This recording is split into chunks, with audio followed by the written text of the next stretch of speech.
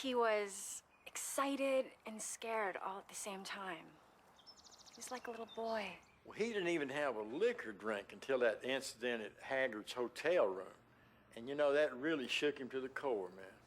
So I get us invited to a party up at old Merle Haggard's hotel room.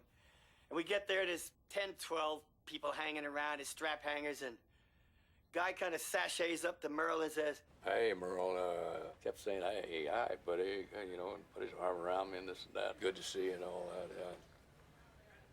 I just stared at this guy. I said, "Who the fuck are you?" Guy said, "Hey, it's me, Guy Terrifico. We met in my bar a couple of months ago." "Yeah, I remember you. It's not that. It's this other thing. You know, I don't remember when we became, you know, buddies or anything like that. That's another issue." There's this awful, awkward, deafening silence, and except maybe a few giggles by Merle's entourage. And poor guy, he's just trying to hold it together. He starts talking about this show he's doing in town somewhere, and that maybe I should come check it out. I guess we could have walked away from the bar and just left it at that, but before I knew it, he's talking about doing an album together.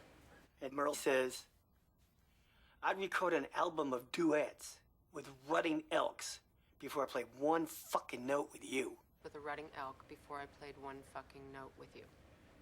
Hey, that's great. That's it. He broke Guy's heart.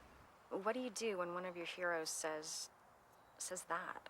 And I'll never forget this, man. It's like it was happening in slow motion. Guy brings his fist way back and takes a swing at Merle Haggard. It was a bit of humiliation, embarrassment, disappointment, and probably a little bit of withdrawal, too. Guy just snapped and took a swing at Merle. So Merle just kind of sidesteps him and one punches him.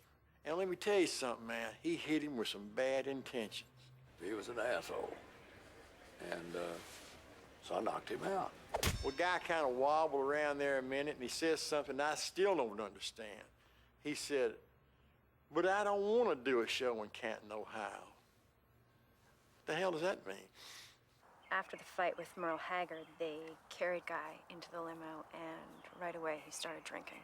No, I'm just saying, sure, he was drunk, but when Merle cold-cocked him, he was out 15, 20 minutes. Yeah, just consider what that does to a guy's brain. You know, perhaps we should consider that on that night, his actions at the Horton family jamboree were perhaps caused by undetected latent brain damage of sorts.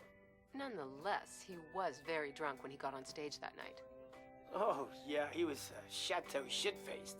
Do you know who I met tonight? I met the one and only Merle Haggard. Y'all know who Merle Haggard is, don't you? Yes, sir. Oh, you do? Hey, fellas.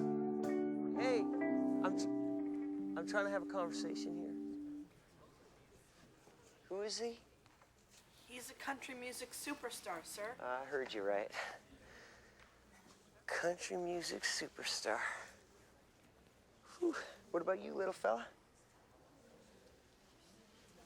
Do you know who Merle Haggard is? I'll tell you who Merle Haggard is, but you still want to know.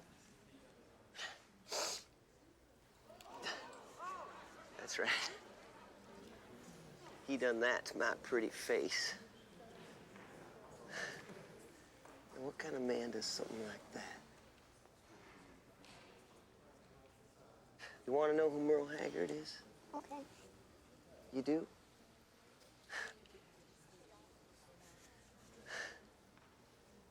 I'll tell you. He's a country music superstar. He is.